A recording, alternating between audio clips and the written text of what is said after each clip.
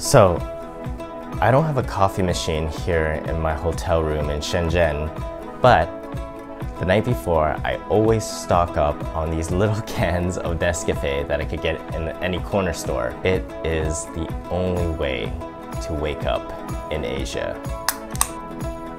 It's delicious. I love this. It's not even a compromise. I wish I do this every day back home. Okay, let's get this day in Shenzhen started. Grr! Grr!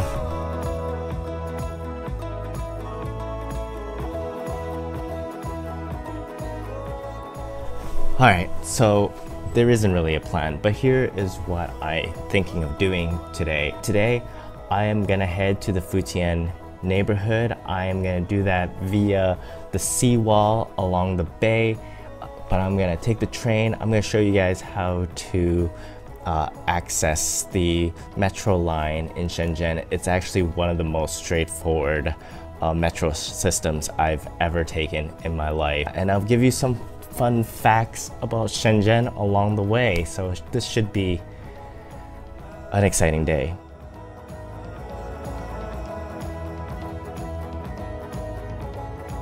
So now I'm going to show you how to use the Shenzhen Metro.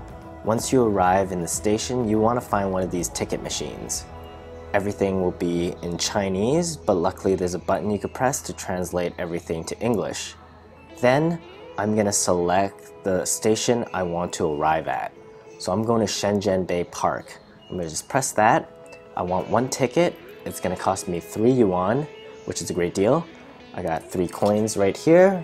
You could also pay with small bills, and then a green coin will fall down.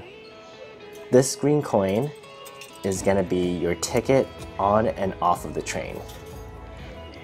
So take it, don't lose it, and once you cross security, take this coin and bring it up to the sensor. The gate will open and off you go. Then you need to just go find your train line, and that should be it.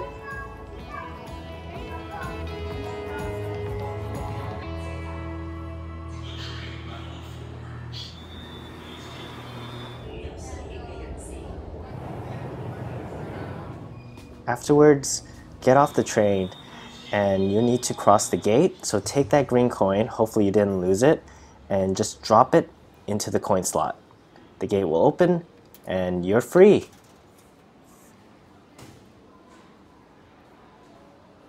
So right behind me, if you could see it, it's kind of a cloudy day. I don't think it's gonna rain, but it's very cloudy today. That's Hong Kong. And when I told people I was gonna stay a couple days more in Shenzhen after I finished working, they were kind of surprised that I wanted to stay in Shenzhen because according to them, there's not that much to do in the city except for work. Although I don't have the time to go to Hong Kong, I do have a lot of family there, and I hope to come back and visit one day, maybe actually find time to go and check it out. It's apparently a lot of good food. This is Shenzhen Bay. My manager took me here the first day, and I just really want to see it again. One of my favorite things to do in Vancouver is take my dog and walk around the seawall. And up ahead on this walk, I'm heading toward Futian neighborhood. We're gonna check out maybe one of the tallest buildings in China. Let's talk a bit about the work culture here in Shenzhen. That's the whole reason I'm down here. I'm here for business. People work really hard. There's a huge work culture. In fact, it's Sunday right now, and the reason this park is so empty is because it's a work day right now. There's something called 996, which means everyone here works from 9 a.m. to 9 p.m. 6 days a week. And Chinese entrepreneurial spirit has blossomed. A lot of people here believe that they could start their own business. So it's a good place to come to work. It's a good place to hustle. It's a good place to get the experience and work at a big company. So 996 is Not every company does it, but a lot of them do, and a lot of them it's the expectation. However, the thing about North America, the thing about living in Vancouver as well, is that expenses are so high that many people in Vancouver are working 996. They just don't know it. They got their side hustle. We just work hard in different ways. I think North America, we're more likely to work on our own personal stuff or self-development, whereas in China, we're working for a big corporation. So if you ever find yourself needing to cross a really big highway with no intersection in sight, you need to look for a tunnel or an overpass. Many of the city's neighborhoods are broken up by these highways, so it's really helpful to know ahead of time where these tunnels and overpasses actually are.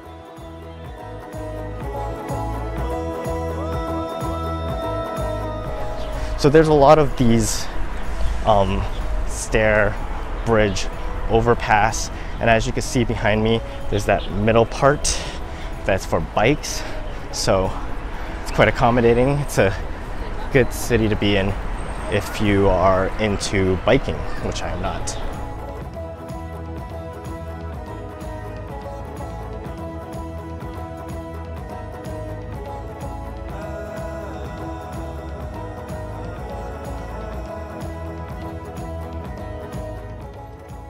So another fun fact about Shenzhen and China that I think you'll like is that there's no tipping here.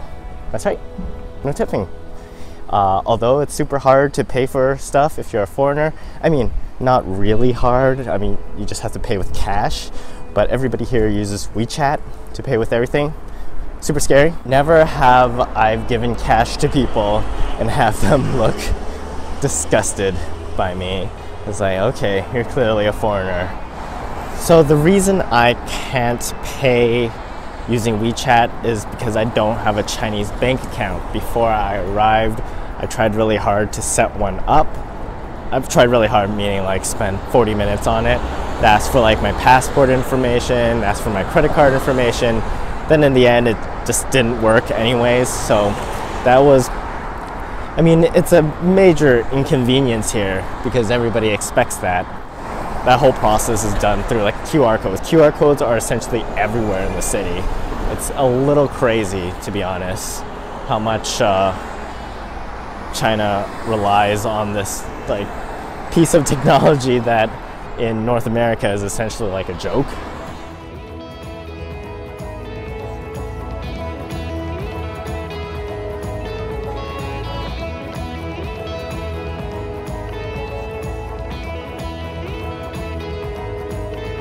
So after wandering around for a bit, I finally found this underground kind of food court, which is actually just in time because I'm pretty hungry. Food in China is not too different from the food I had growing up. There's the hot pot, there's the rice, there's the noodles. I would say the only major difference for food here is that they are street food, but it's also a lot spicier. A lot of spicy food here. Actually, funny thing about this area, once I came to the underground and the delivery guys are just going insane. I think it's almost lunchtime here, so they're really rushing.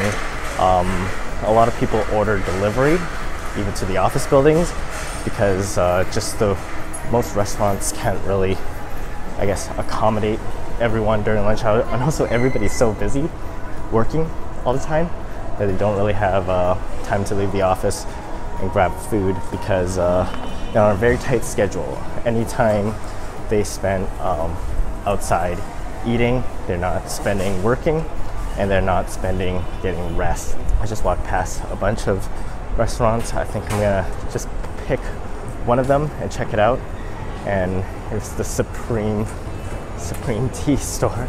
There are also a lot of fast food here, and KFC is extremely popular, and McDonald's as well, which I happen to have. I think I'm gonna have another one of those meals before I go, but until then I am gonna pick one of these restaurants. I'm gonna have lunch here because I'm a little tired. I think I need to regroup.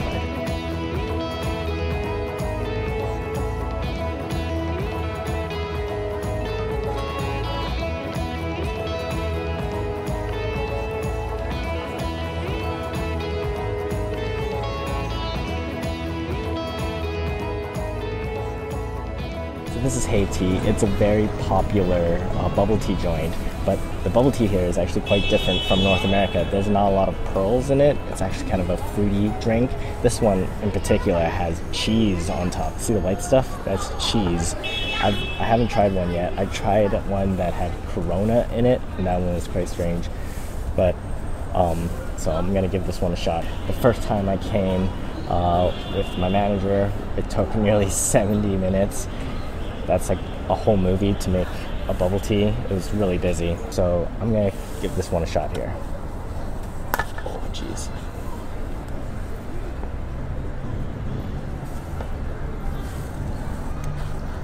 Oh man. It's like a fruit cake. That's what I'm drinking. It's like a cake. Like a very sweet, creamy cake.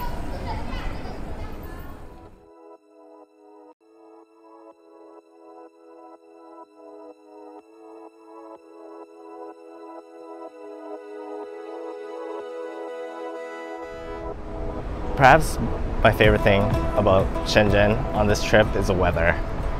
It is literally the perfect weather right now. It's January and it's about 20 degrees, which is just ideal.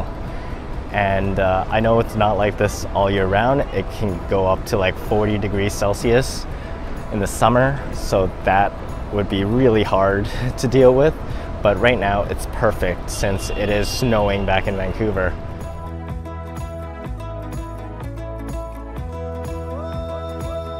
Vlogging in the city is pretty hard. I don't know if I've ever shoulder checked more times in my life than walking through the streets of Shenzhen. Bikes and people everywhere, people sneaking up behind you, it's kind of crazy.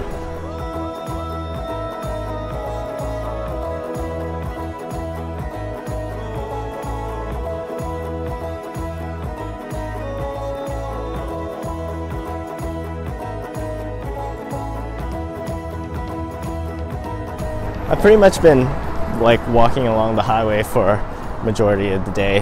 I've been able to cut in to some small streets, and it's interesting how quickly the vibe changes between a really big street like this. This looks kind of like North America, and then you go into a residential road and it really does feel like Asia. It feels like Bangkok, or where else have I been that I could reference? It feels very much like Bangkok. Even has this sewagey smell, if you know what I mean. So it changes like pretty intensely. If for one moment it feels like North American metropolis, and the next moment it feels like rural Asia. In terms of walkability, Shenzhen is definitely not on the top of the list, but what makes it so great is that it does have subway stations everywhere, and if you ever need to find a bathroom, look for a subway station. They're kind of everywhere.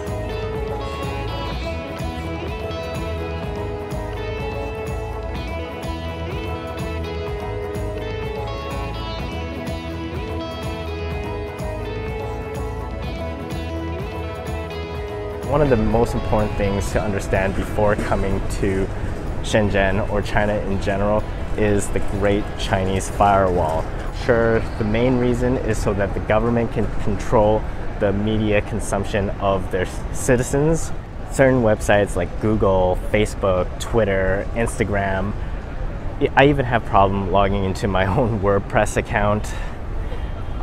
So all of that is essentially banned from China. You can't access them. So there is a workaround. What you need to do is get a SIM card for your phone. You could buy them on Amazon, or you could buy them from certain mobile distributors.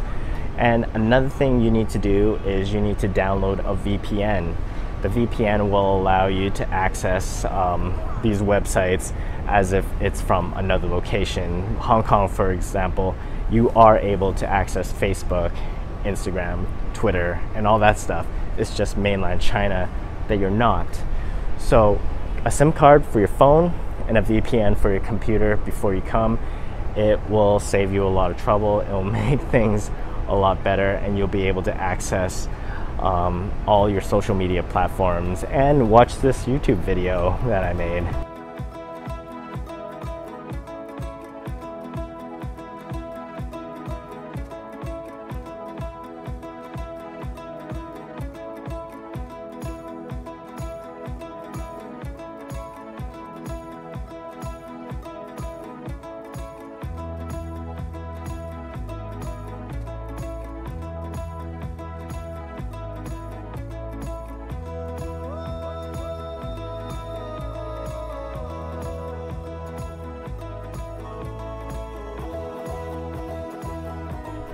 So my interactions here in Shenzhen is, I'm sure, quite unique to a lot of other travelers, mainly because of the way I look. I look like a Chinese person, but I don't speak any Mandarin. I know 谢谢, that's about as much as I know. So when I'm just out and about, even just moments ago, some guy came up to me, he was like, blah, blah, blah, blah, blah, blah, different language. And I'm like, I'm sorry, I don't speak Mandarin. And then he asked me like directions in English. I'm like, I'm not even from here. What's most unique is when I am on the elevator and I'm speaking English and all of a sudden everybody turns around and looks at me. I think they're expecting to see maybe a white guy, but no, it's just me. It's a Chinese guy who doesn't speak Mandarin Chinese.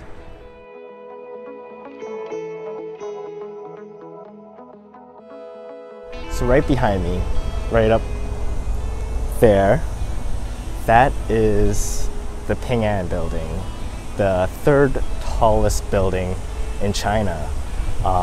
It's a pretty drab looking building, to be honest. There's nothing, there's hardly even a sign that labels it as such. It currently stands at 115 floors. So if you want a comparison, the tallest building in Vancouver is the Shangri-La, and that is currently standing at 62 stories. So this thing, it's double the size essentially. But it does look like a pretty stuffy banker's building. I don't know if too many exciting things happen in there.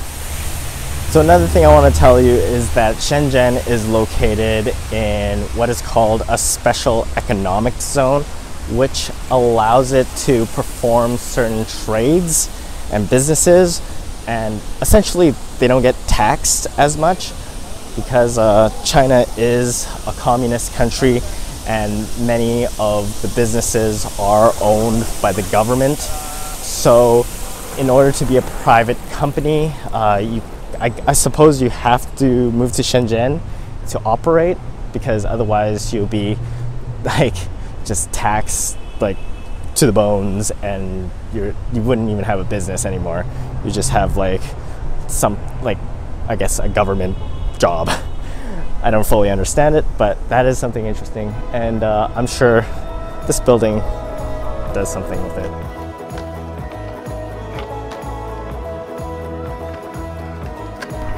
So I'm losing daylight pretty quickly, but I am here at the Civic Center in Shenzhen, and it's pretty cool.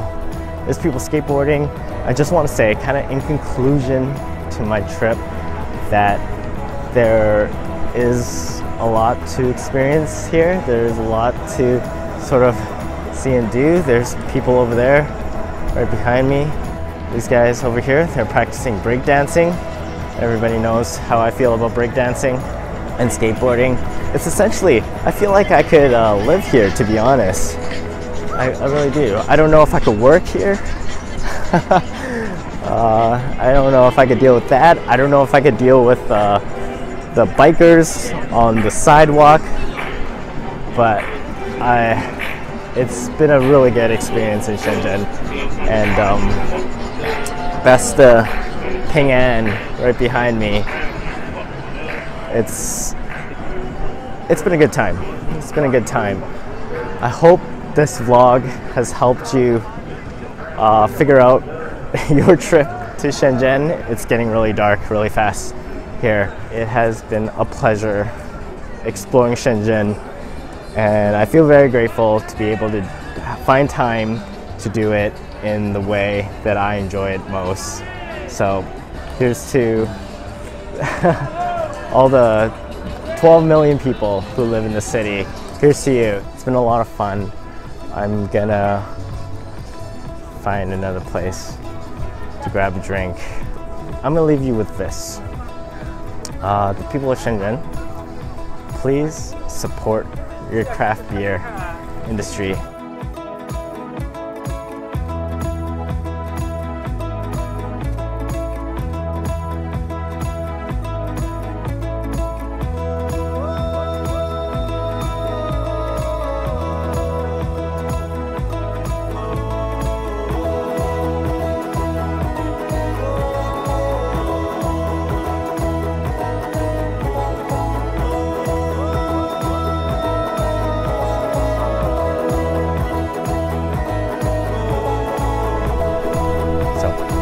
there you go. Hope to see you guys soon. Like, subscribe. All right, it's me. I'm signing off. It's getting dark.